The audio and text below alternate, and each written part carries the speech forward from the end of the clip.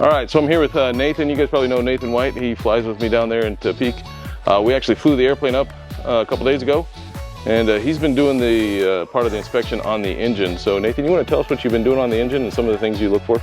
Sure. So one of the things we check every inspection is compressions on each cylinder. A compression check gives us an indication of how healthy the cylinders are.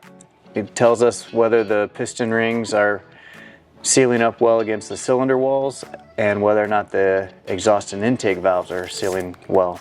So if the compressions are low, we check for leaks. If it's leaking from the oil cap up here, then we know the leak is coming from around the piston rings, and it's getting between the piston rings and the cylinder wall.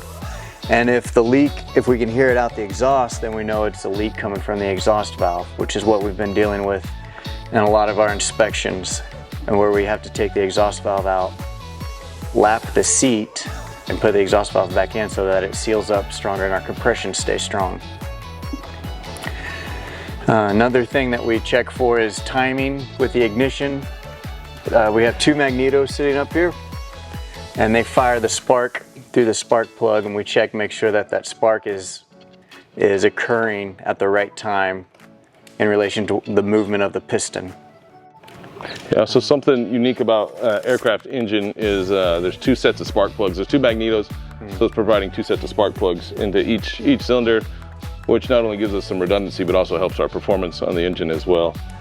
So yeah, it's great to have a good running engine, and I know Nathan and I both appreciate that as we fly into the mountains there in Mexico.